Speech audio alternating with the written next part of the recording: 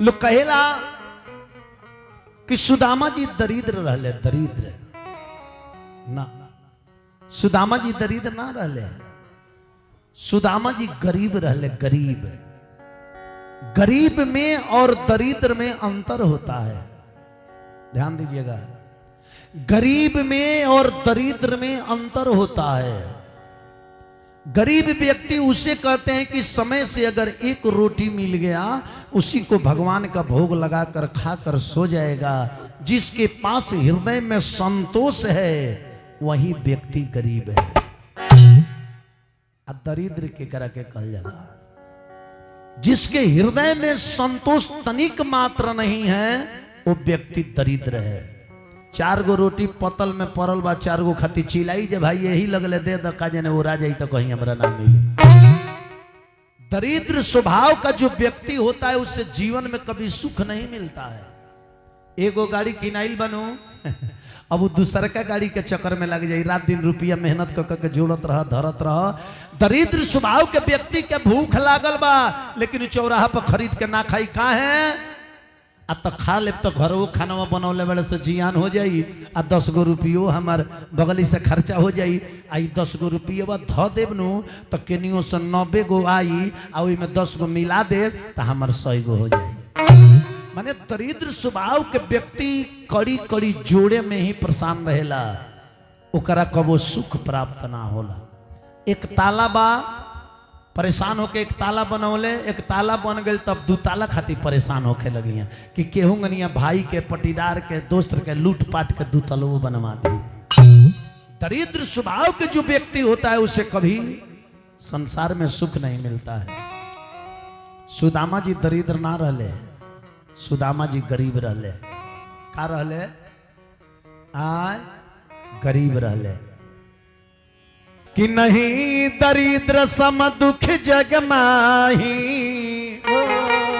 असंत मिलन जैसे सुख कछु नाही। दरिद्रता से बढ़कर के इस दुनिया में कोई दुख नहीं है और सच्चा संत मिलन से दुनिया में कोई बड़ा सुख नहीं है। सुदामा जी गरीब रहले। सुदामा जी के धर्म पत्नी के नाम रहे वसुंधरा। का नाम रहे? आज काकी कहते बसुला आई होता, बसुला नाम ना रहे, वसुंधरा नाम रहे। सुदामा जी के पत्नी के नाम वसुंधरा रहे, लेकिन सुदामा जी बड़ी प्रेम से अपना पत्नी के नाम सुशीला धैलर ले। सुशीला काहे धैलर ले? बड़ी सुशील भाव के रहली, बड़ी सुशील भाव के, नॉर्मल भाव के रहली। गरीबी के कारण 8-8 दिन 9-9 दिन भिक्षा ना मिले, पानी पी के सुत जास, लइकन के पानी पिया के सुता देस। सुदामा जी से कहियो ना कहली कि रउरा अपना जीवन में नियम बनौले बानी कि भिक्षा मांगे तो 5 घर मांगो, तब भिक्षा नहीं क्या मिले तो रउआ 6 घर काहे नहीं की मांगत, 7 घर काहे नहीं की मांगत, अपन नियम रउआ तुरंत काहे नहीं की? कहियो ना कहली। काहे? धर्म पत्नी किसे कहते हैं? जो अपने पति की धर्म की रक्षा करे उसे धर्म पत्नी कहते हैं। जो अपने पति को पतन से बचावे उसे पत्नी कहते हैं। बहुत लोग कथा में कहेला, तने ध्यान से सुना, मैं बड़ी गुड़ बात बा। बहुत लोग कथा में कहेला कि सुदामा जी कृष्ण जी मित्र रहले, लकड़ी तूरे गई रहे लो, गुरुवाइन चाना देले रहली कि सुदामा कृष्ण दोनों जना आधा आधा बांट के खा ली हलो। का दोनों सुदामा जी चुरा के चनवा खा गई कन्हैया के ना दहले। का दोनों कन्हैया जी श्राप दहने के जाम महागरीब होखबा। ना ना ना ना ना, ऐसन बात ना है। एक तो सुदामा वैसन मित्र अपना मित्र से चाना चुरा के ना खाइए, अगर भूल चुक से खाइयो जाई हैं तो कृष्ण ऐसा मित्र सुदामा के हेतना घोर शराब बना दिया। चनवा खैले रहले सुदामा जी चुरा के, लेकिन काहे खा गईले एकर कारणवा केहू ना बतावेला। ग्रंथ जब पलट, पुराण पलटब न तब बुझाई कि सुदामा जी चाना चुरा के खैले, कन्हैया के ना दहले, लेकिन काहे खा गईले, काहे कन्हैया के ना दहले, एमे कारण रहे। एक कारण के सुनी, केहू से केहू बतियाई मत, सबे हमरा तरफ देखी। एगो ब्राह्मणीन रहली, वो ब्राह्मणीन एकादशी के व्रत भूखा रहली, एकादशी के व्रत। तो एकादशी के व्रत में चावल उपयोग ना कइल जाला। एकादशी व्रत विष्णु भगवान के व्रत है। पूजा में भी रहुआ सवेरे आके बैठ के देखो, अक्षत सब देवता के चढ़त हुई, लेकिन जहां ठाकुर जी के पूजा होत हुई, जब पंडित जी अक्षत ना चढ़वावत हो, वो जब तुलसी के पत्ता चढ़वावल जात हुई। गणेश जी के सब चीज चढ़त हुई, लेकिन गणेश जी के वो जब तुलसी के पत्ता ना चढ़ावल जात हुई। दुर्गा जी के सब चीज चढ़त हुई, लेकिन दुर्गा जी के दूब ना चढ़ावल जात हुई। शंकर जी के आम ना चढ़ेला, ध्यान दे। अब उस जौन ब्राह्मणी न रहली, उ गृहस्थ लोग के खेत में से, गरीब रहली, गृहस्थ लोग के खेत में से चाना चुन के लिए रही, चाना बीन के इतना चाना लेके आई रही, आ उ चानवा भून के आ गेठरी में बांध के ले जात रही धरे, कि यही चाना से सवेरे हम एकादशी के पारण ले जात रही धरे के। आ तली एगो चोर कई गो साधु लोग के कुटिया घूम रहे, ओकरा कुछ ना मिला। तले चोरवा देखल से बुढ़िया माई के हाथवा में चनवा के गेठरिया नु, एकरा बुझाइल कि कोनो मोटहन संपत्ति है। बस चोरवा दौड़ल आई आ मरल झपाटा, आ चनवा के गेठरिया लेके चोरवा भागे लगल। तो बुढ़िया माई पीछा करे लगली कि दे दे दे दे, अरे दिन भर मेहनत करके मैं उसको चुन कर लाई हूं, सुबह एकादशी का पारण करना है, दे दे। चोरवा ना दहलस। तब बुढ़िया माई क्रोध होके पूरा अपना एकादशी के फल लगा के आ वो चनवा के श्राप दहली, कहली कि जो एकादशी के पारण खातिर धैले रनिहा अति लेके भागतारी, अगर ये चाना में से एक दाना भी जे खाई वो महा गरीब होई, एक बेरा खाई आ एक हफ्ता ओकरा भोजन खातिर रोवे के पड़ी। श्राप दली बुढ़िया माई। चोरवा जब श्राप सुनलस, कहलस कि अरे ई चाना हो, आ बुढ़िया पर श्राप दलस कि एक दाना जे खाई वो महा गरीब होई, तो खैला के का जरूरी बा। चोरवा का कले जो चनवा के गेठरिया रास्ते में फेंक दहल, रास्तवा में फेंक दहल। तले देखी कृष्ण सुदामा जी के गुरु के नाम रहे संदीपनी मुनि, संदीपनी मुनि नाम रहे।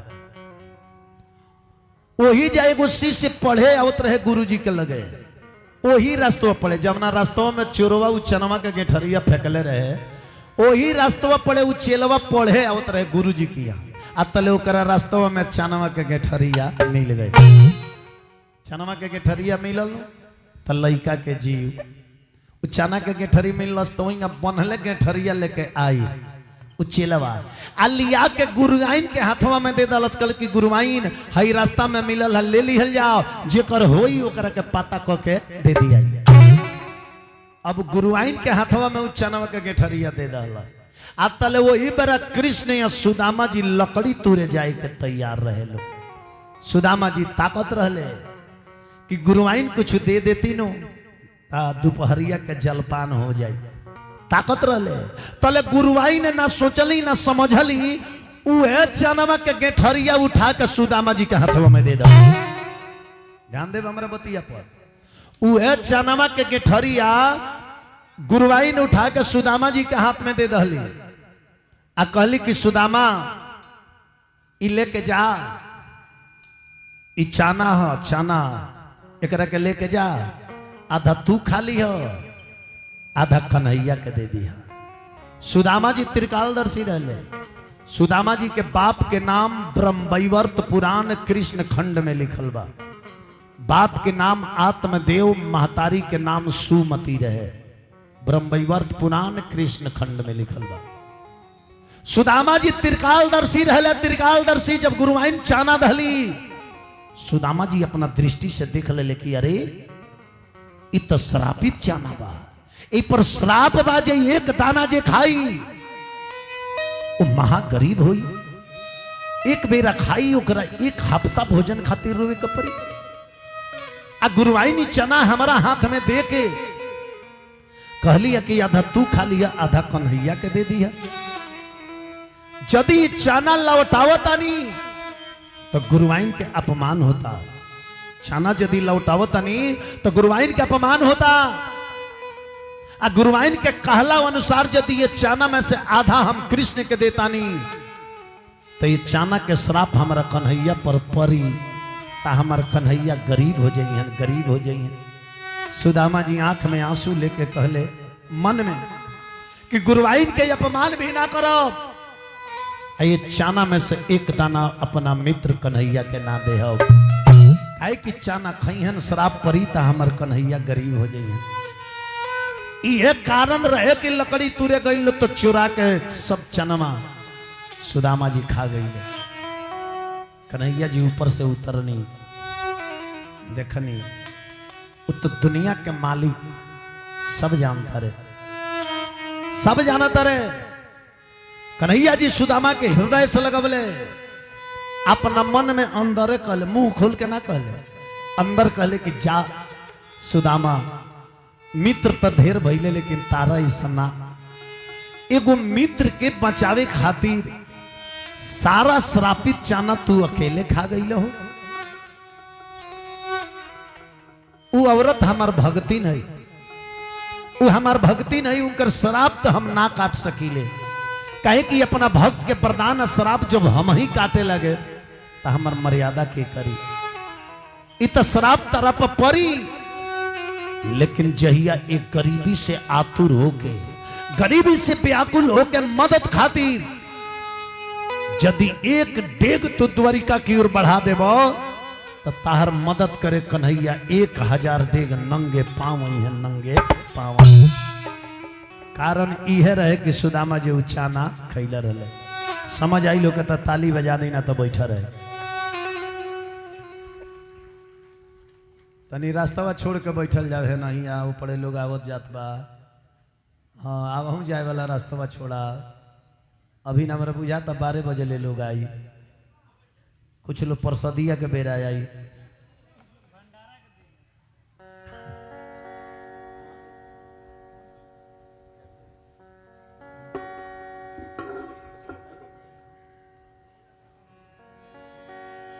हाला शांति रहे।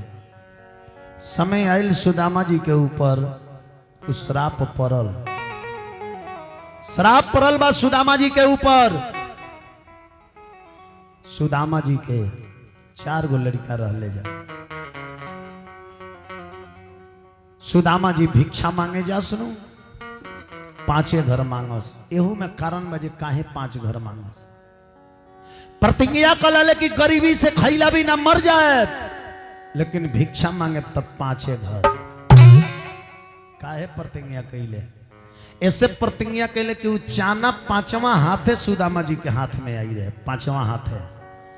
एगो बुढ़िया बिनले रहे, चोरवा लेके भागल, चेलवा लेके आइल, गुरुवाइन के दहलस आ गुरुवाइन सुदामा जी के दहले। 5वां हाथे चाना मिल रहे। यही से सुदामा जी प्रतिज्ञा कैले कि गरीबी से खैला बिना मर जाए, लेकिन भिक्षा मांगे तो 5 घर। 4 गो लड़का सुदामा जी के रह ले जा। एक हफ्ता भोजन ना मिले, लेकिन तबो भगवान के भजन ना छोड़स। मिल जाओ तबो जय श्री कृष्णा, आ ना मिले तबो जय श्री कृष्णा। सुदामा जी के कैसन गरीबी हालत रहे। घर की हालत क्या कहना था, घर पे पूरा ठाटन था। दूर रहे सब तो सकत किया, घर में एक भी खाट न था। अन्न के दाना नगर न आवे, रोज उपवास की बारी थी। आ दुख काटती नित सेवा करती, ऐसी सुशीला नारी थी। रात दिन पति के सेवा करस। ध्यान देव हमरा बात पर। एक दिन सुदामा जी 7 दिन लगातार भिक्षा ना मिलल। सुदामा जी के खैला खैला बिना शरीर के चाम झूल गई। फटही धोती, फटही कुर्ता, जर्जर शरीर सुदामा जी कांपत रे। लड़कन के भी हड्डी हड्डी लौकता खैला बिना। एक दिन सुशीला गांव के बहरी गईली एगो पोखरा में। वो पोखरा में कर्मी के साग रहे, कर्मी के साग खोट के लिए ली आ खुश हो गई कि जाए दो अब भिक्षा ना मिली नो आ लइकन के भूख लगी तो यही पोखरा के कर्मी के साग खोट के बना के खियाए।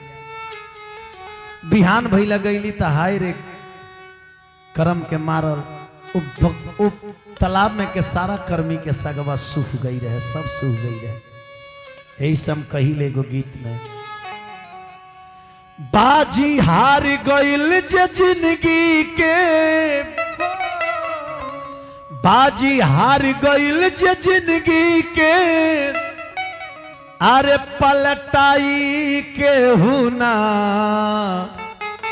तभी धना मरले टाकी हे लीला में मेटाई के हुना, धना मरले टाकी लीला में मेटाई के, धना मरले टाकी लीला में मेटाई के होना, धना मरले टाकी लीला में मेटाई।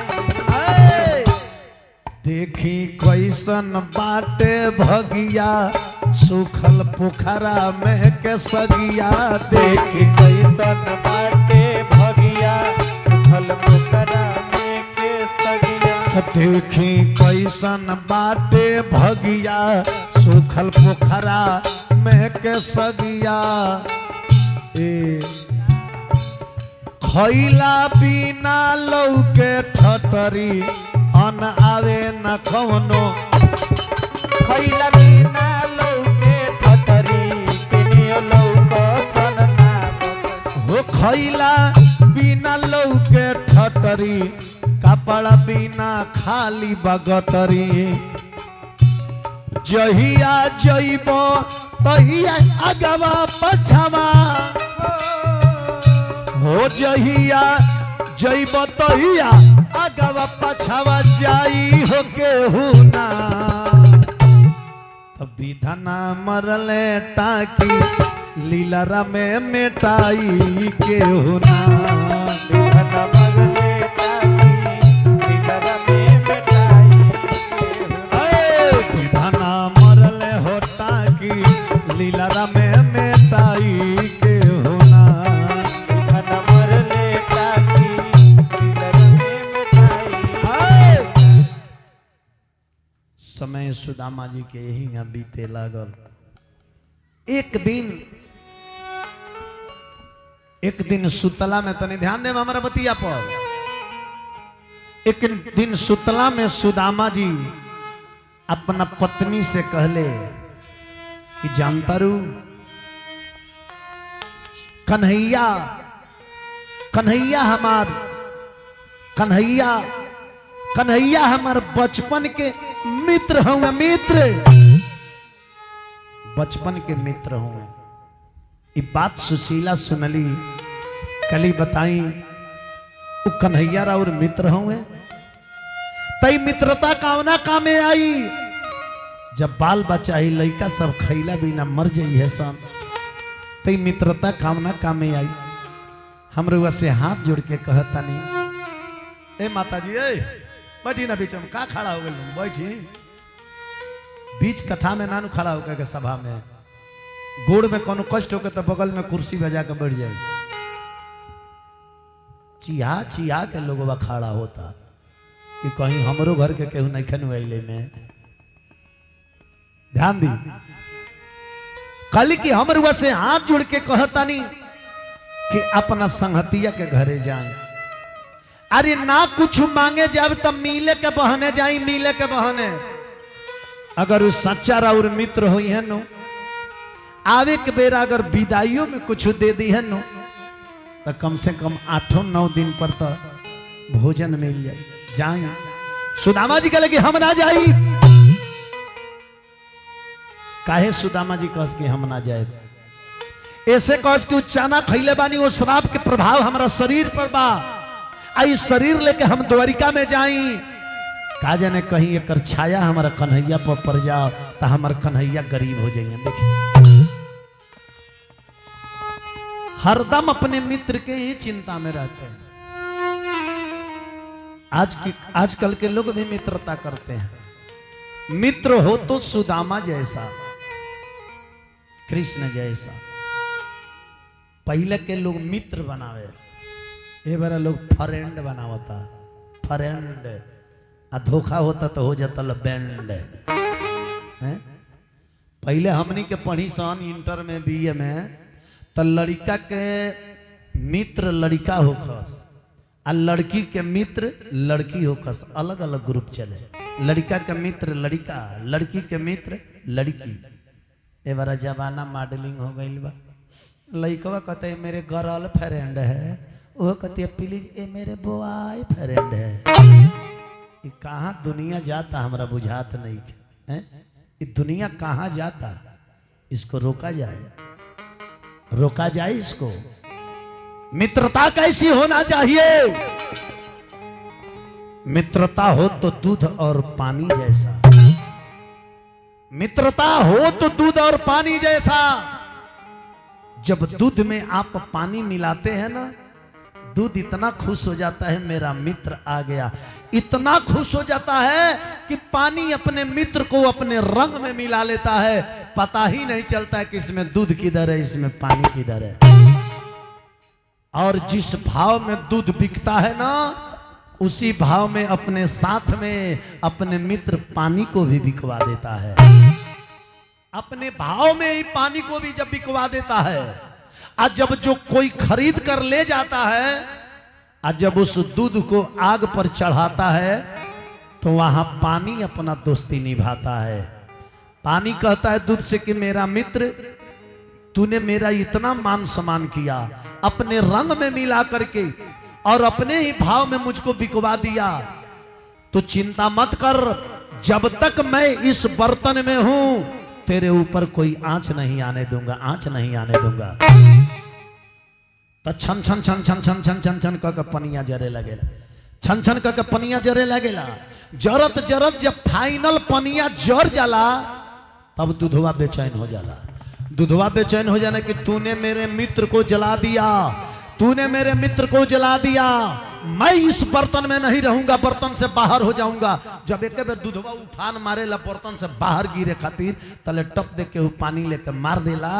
दूधवा कहेला जाने दो, फिर मेरा मित्र आ गया, आ गया। मित्रता ऐसी होनी चाहिए। अरे तकानावा खोली के सुनी लो, साउंड वाला भाई वॉल्यूम बढ़ाओ बेन के। अरे तकानावा खोली के सुनी लो हे हलचल जी के बतिया, तकानावा खोली के सुनी लो हलचल जी के बतिया हो। अरे संहतिया सय में एक हो खेला, कालावा खोल के सुन लो हलचल जी के बतिया हो। समतिया सय में एक हो खेला। तकानावा तकानावा तकानावा तकानावा खोली के सुनी लो हलचल जी के बतिया हो। संहतिया सय में एक हो खेला, कालावा खोल के सुन लो हलचल जी के बतिया हो। समतिया सय में एक हो खेला। संहतिया सय में एक हो खेला। जो राउर ओरिजिनल संहतिया होई नु, ओरिजिनल संहतिया। अरे मौका पर जवन दी तवन कबू नाही ली हो,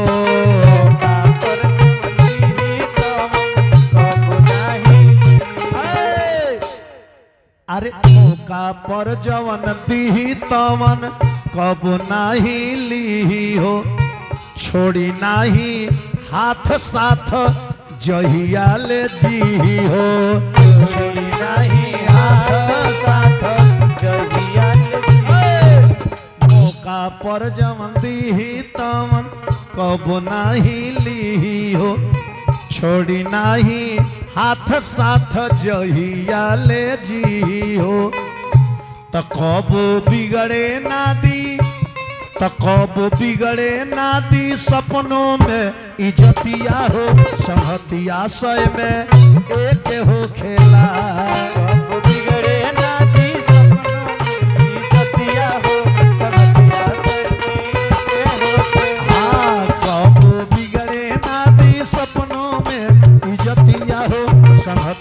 सोय में एक हो खेला। बिगड़े ना भी सपनों में ही जतिया हो संगतिया सोय में एक हो खेला। इतना लो बैठल बा ध्यान दे। अरे कृष्ण यशोदामा जी के जाने नर नारी, कृष्ण यशोदामा जी के जाने नर नारी, एकरे के कहल जाला असली यारी। करे के कहल जाला असली यारी। कृष्ण यशोदामा जी के जाने नर नारी, एकरे के कहल जाला असली यारी। तब भारी विपत्ति में तब भारी विपत्ति में भर दिहले संपतिया हो संगतिया सोय में एक हो खेला। भारी विपत्ति में भर दिहले संपतिया हो संगतिया सोय में एक हो खेला। भारी विपत्ति में भर दिहले संपतिया हो संगतिया सोय में एक हो खेला। भारी विपत्ति में भर दिहले संपतिया हो संगतिया सोय में एक हो खेला। कली की जाई अपना मित्र के घरे जाई। सुदामा जी कहले ना सुशीला हम न जाए हम लइकाई के मित्र हई। एबरा हमार शरीर जर्जर हो गइल बा, फटही कुर्ता फटही धोती, माथ पर पगड़ी ना, पाँव में पनही ना, कहीं जाए हमारे के कन्हैया ना चिनिए, हमार घोर बेइज्जती हो जाई, कहीं ना चिनिए तो बड़ी बेइज्जती हो जाई। कहली कि महाराज वो कौन मित्र होंगे कि ना चिनिए? कि समय पर काम ना आवे बुलाऊ मित कैसन हाय पर काम ना आवे बुलाऊ मित कैसन हाय। हमारा बात पर ध्यान दी। समय पर काम ना आवे बुलाऊ मित कैसन समय पर काम ना आवे बुलाऊ मित कैसन हाय। समय पर काम ना आवे बुलाऊ मित कैसन समय पर काम ना आवे बुलाऊ मित कैसन हाय। समय पर काम ना आवे बुलाऊ मित कैसन मास्टर साहेब तब देखी के मुहावा फेर लेला बोलाऊ हित कैसन तब देखी के मुहावा फेर लेला तब देखी के मुहावा फेर लेला बोला हित कैसन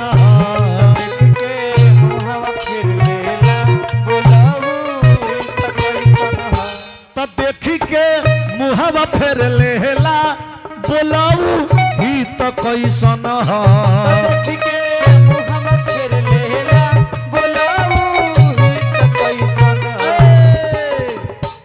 तो सुनते समझ में ना आवे बोलाऊ गीत कैसन सुन के समझ ना आवे समय पर काम ना आवे बोलाऊ मीत कैसन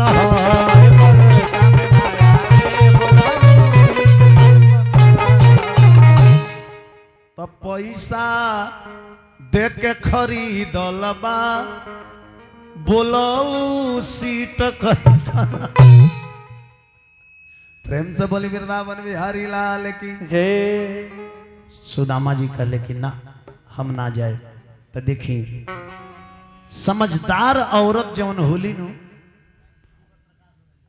पति समझदार औरत जवन होली पति से सारा घर के कमियों कह दी है।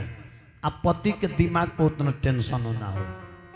समझदार औरत घर में अगर सामान उड़ाइल बा तो देखी उ लोग के कहेला बाजारे जाता नहीं का तो हाँ ए सुनी ना पैसा वैसा बा बगलिया में तो बोला ना का बात बा तो यह कतरा नहीं है जे माने आलू काले भर के बा हमारा बुझाता दलियो परसों खत्म हो जाए। देखी मैंने कहे के स्टाइल कि आलू काले भर के बा दलियो बुझाता परसों खत्म हो जाए। अगर नाइयो पैसा हुई तो पति के टेंशन आई काहे कि जाए काल भर के बानू दलिया परसों भर के बानू काल कौन व्यवस्था हुई ए बार पैसा नहीं के तब कौन टेंशन है। एक अग जानी बाड़ी देखा सुनी हमारा बुझाता वालुया ए बार खत्म हो जाइए ना भाई नहीं तो सबर फराउठा बुझिए ना मिली अब पति देव के कपार टन के लगे अब का हुई है दादा। तो देखी सुशीला कितना प्रेम से अपना पति सुदामा जी से कहतरी अपना घर के पूरा कमी कह दो। हरे सोनी सोनी सैया हेराउरी परतानी पैया से हे बनाही दुखावा सहताए बलमुआ बनाही दुखावा सहताए बलमुआ। हमारा बात पर ध्यान दी सब केहू सोनी सोनी सैया राउरी परतानी पैया से हे बनाई दुखावा सहताए बलमुआ बनाही दुखावा सहताए बलमुआ बनाही दुखावा सहताए बलमुआ। सुनी सुनी सैया परत बानी पैया से बनाही दुखावा सहताए बलमुआ। रोहतरी सुशीला कहतरी हई देखे हई एगो साड़ी के आधा आधा क के पहनतनी हम हरे फटही लुगरिया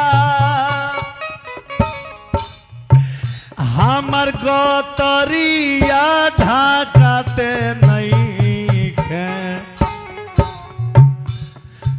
अब कहला बिना तनिको ना रहता ए बलमुआ कहला बिना तनिको ना रहताए बलमुआ। हई फटही लुगरिया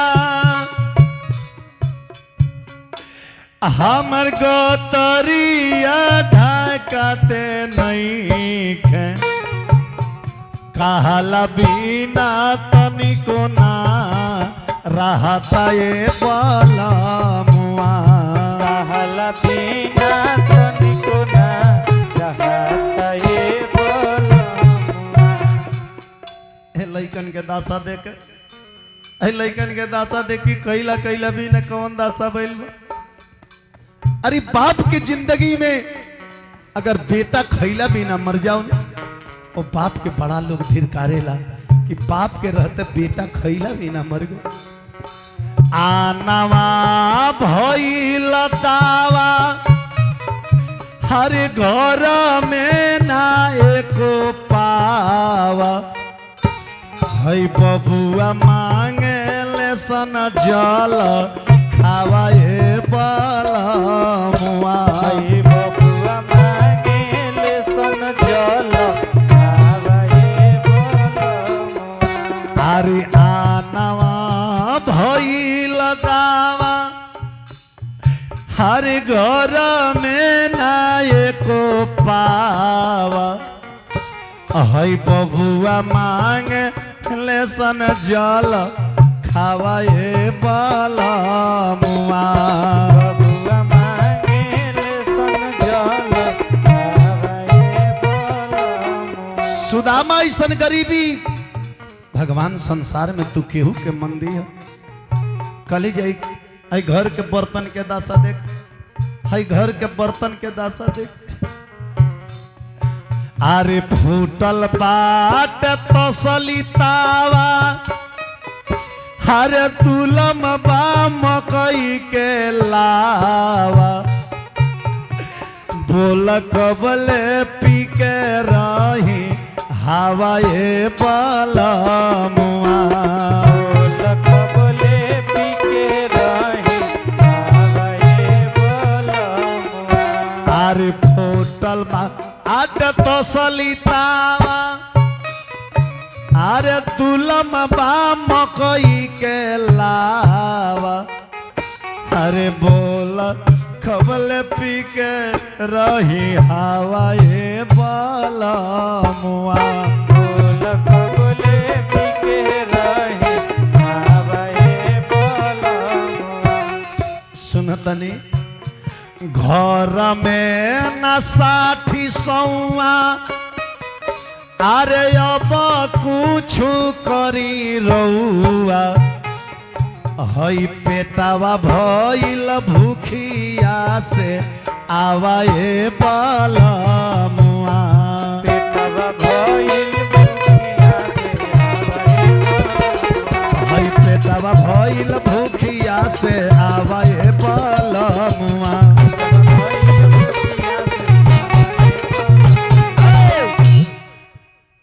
सुदामा जी कहले कि हम ना जाई, तो सुशीला कह तारी कि जाना जाना जाना जाना जाना अरे जाना जाना ये पिया कान्हा के नगरी जाना जाना। जाना जाना ये पिया कान्हा के नगरी जाना जाना। अरे जाना जाना ये पिया कान्हा के नगरी जाना जाना। जाना ये पिया कान्हा के नगरी जाना जाना। अरे जदि बलमुआ तू हवा न जइब, हे चारो लइकवन के जियत नहीं पैब। अरे जदि बलमुआ तू हवा न जइब, चारो लड़िकवन के जियत नहीं पैब। ताना ताना ताना खाना खाना खाना अरे खाना बिना लौके सब कर ठटरी जाना जाना। खाना बिना लोग सब नगरी जाना जाना। ये जाना जाना ये पिया कान्हा जाना जाना। नगरी जाना जाना। अगर खैला बिना ई लइका मर जाइए सन, तो मर जाइए लइका तो का मुंह देखब। आ बिहने से बेटा कही के करा के बोलब, मर जाइए लइका तो का मुंह देखब। आ बिहने से बेटा कह के करा के बोलब। तो ताना ताना ताना ताना ताना अरे ताना मरी है न हलचल बजा के थपरी जाना जाना। जाना ये पिया कान्हा के नगरी जाना जाना। ताना मरी है न हलचल बजा के थपरी जाना जाना।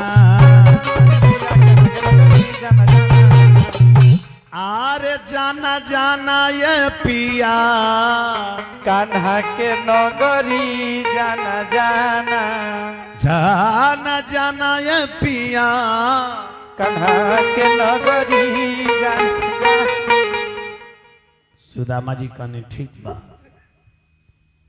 मेहरारू के बार बार कहला पर सुदामा जी तैयार भइल। कल ठीक बा जाता नहीं, लेकिन सुना कुछ दो जी अपना मित्र खातिर लेके जाई। देख 4 जगह कबो खाली हाथ ना जाए के चाहिए। 4 जगह कहाँ कहाँ? बेटी के घरे, मित्र के घरे, गुरु के घरे, अब भगवान के मंदिर में कबो खाली हाथ ना जाए के चाहिए। कुछ ना कुछ जरूर लेके जाए के चाहिए। कुछ ना कुछ जरूर लेके जाए के चाहिए। विचार करिए, अब हमारे में बेंजू वाला बाड़े जो हाली ससुरारी जास, कबो रसगुल्ला ले जास, कबो पेड़ा ले जास, कबो कुछ ले जास, सब वैरायटी लेके चल गए रहे पारा पारी। लास्ट बेर जाए के भइल तो कॉलेज अब ये बेरी कौन मिठाई ले चली, तो कॉलेज ये बेरी मिठाई के बाप ले चले।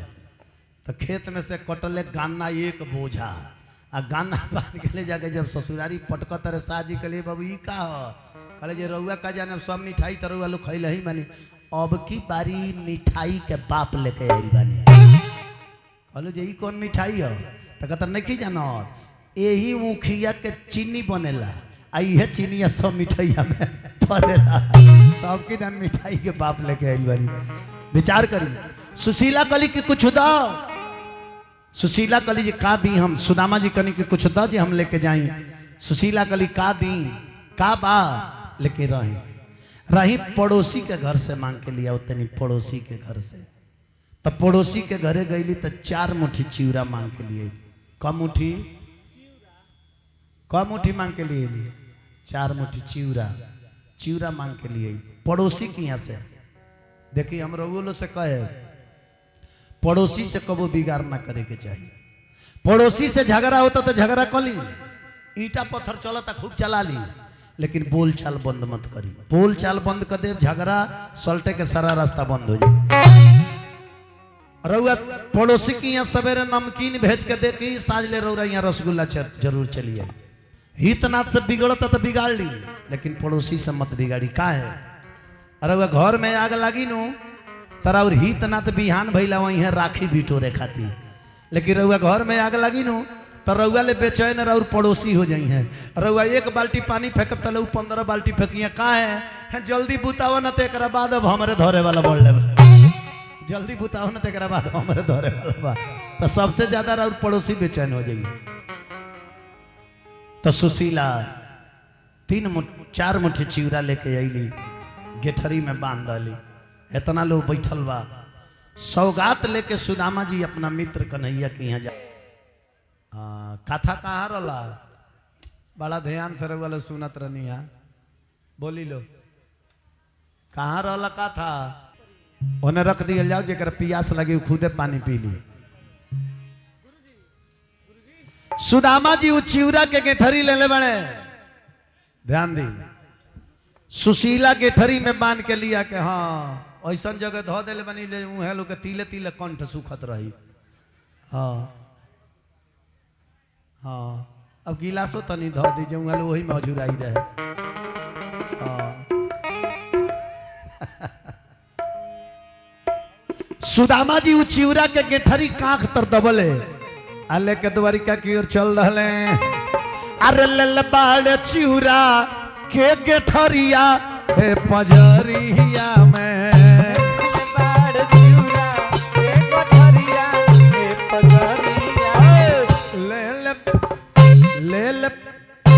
ले बाड़ चिवड़ा के गठरिया हे पजरिया में,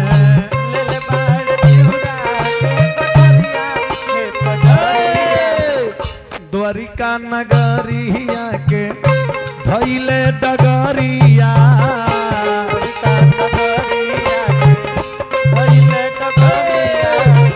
द्वारिका नगरिया के धैले डगरिया, कहीं ना बीतवले दोपहरिया ओ डगरिया में, कहीं ना बीतवले दोपहरिया, कहीं ना बीतवले दोपहरिया ओ डगरिया में, कहीं ना बीतवले दोपहरिया। जब द्वारिका में कृष्ण जी गईनी, कृष्ण जी के द्वारिका में जब सुदामा जी पहुंचल बानी, कृष्ण के द्वारिका में जब सुदामा जी पहुंचल बानी तो द्वारिका के सारा मकान एक के लेखा रहे, सारा मकान के साइज एक के लेखा रहे। अब सुदामा जी के बुझेबे न करे जे में कृष्ण के कौन घर है। तो सुदामा जी लोग से पूछता नहीं, लोग से ए हमरा हमरा हमरा हमरा कन्हैया के घरे जाए के बा, हमरा कन्हैया के घरे जाए के बा। केहू नहीं के बतावत, पागल समझ के लोग ढा ही देता। जब समय राउर बाउर होई नो तो रास्ता भी रहुआ के केहू ना बताई, जब समय बाउर होला तो यही सम कहिले। अरे उहे नुकट जवानी बोल बाड़ खेती, उहे नुकट जवान अरे बोल बाड़ खेती, तब ब्रह्म के लिखाला का कहियो न मेटी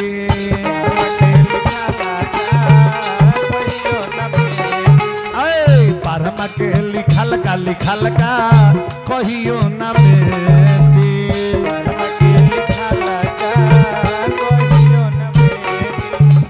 बारहमा के लिखल का कहियो न मेटी कि कर बहू है पैब कमई बहू है खैब कर बहू है पैब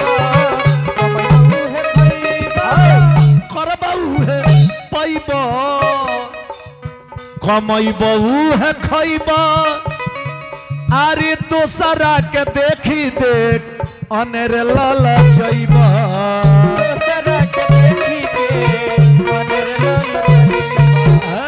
दोसरा के देख देख अनेर लाल जैब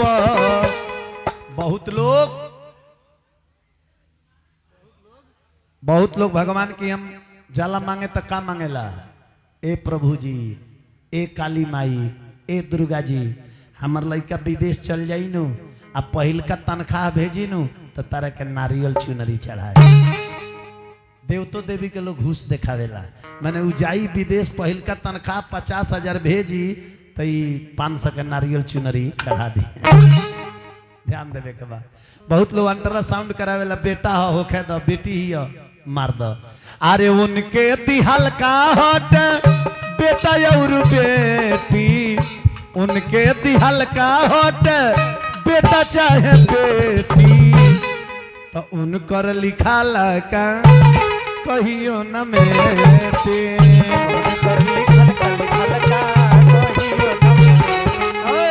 उनकर लिखा लका कहियो न मेटी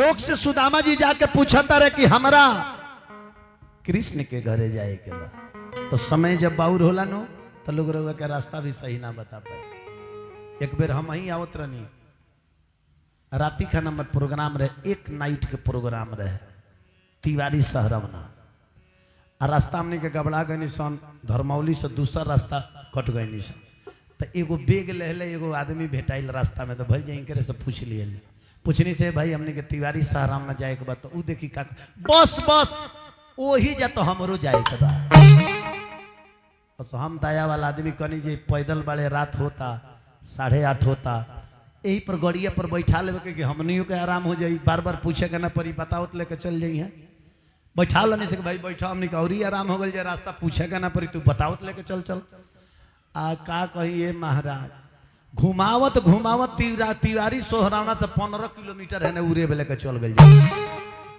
आए अपना गांव में जाके अपना दुआरवा पर उतर गई तब कहता सुनी ना इहे रोडवा धइले 3 किलोमीटर मेन रोडवा पर चल जाई आ ओइजा जाके पूछ ले जे हमरा तिवारी सहरवना जाए के बा हम कनी गजब फेर में डल ये बाबू तू हैं सोच काहे ना कहला जे हम फसल बनी दुआर पर पहुंचा दुआरवा पर उतर के कहता कि चल जाइलो जाके ओइजा गनी से पूछे तो जमान कहता जे इजा से 15 किलोमीटर बा हमनी गजब उ तहिया से कान धलहनी कि रात बिरात रास्ता पूछल जाई तो केहू के बैठाओ मत न तो अपने दुआर पर लेके चल जाई आ उतर जाइए तब कही आगे जाके पूछ ऐसे कहिले का बबुआ कि उनके तो दिहल हट बेटा चाहे बेटी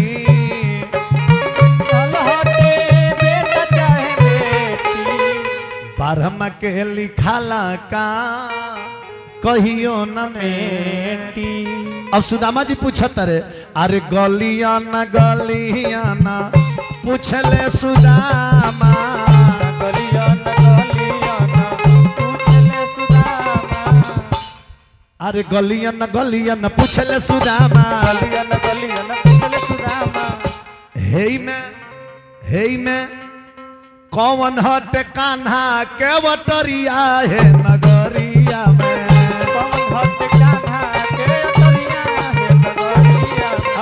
कौन हट कान्हा के यटरिया है नगरिया में कौन हट कान्हा के यटरिया है नगरिया।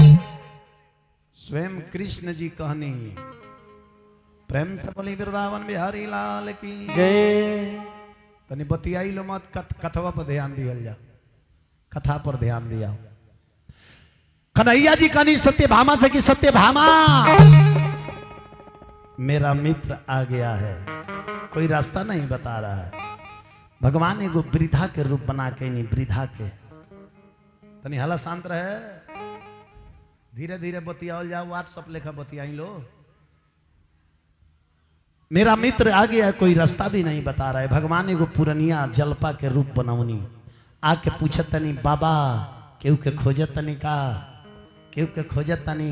सुदामा जी कांपत रहे जर्जर शरीर बा, कहले कि हाँ हमरा हमरा हमरा हमरा कन्हैया के घर जाए के बा। स्वयं भगवान कनी कि चल जाइए, और सामने जौन बिल्डिंग लौकता सामने वही घर के अंदर कन्हैया रहे। स्वयं भगवान अपना मुंह से कहतनी कि वही घर के अंदर कन्हैया रहे। हमनी के का कहिले सा, ई घर हमार ह, ई घर हमार ह। ताहार केंगा हो, तारा बाबूजी के भइबे न कल त ताहार केंगा हो जाई। कंकर चुन चुन महल बनैब, लोग कही घर मेरा ये राम, ना घर तेरा ना घर मेरा, चिड़िया रैन बसेरा। ध्यान देवे का। अब तब भगवान वजह से अंतर ध्यान हो गई। अब तब सुदामा जी धीरे धीरे धीरे धीरे कन्हैया जी के घर के मेन गेट पर सुदामा जी पहुंचल बानी। सुदामा जी पहुंचल बानी, आई गेट पर 2 गो दरबान लोग खड़ा बा।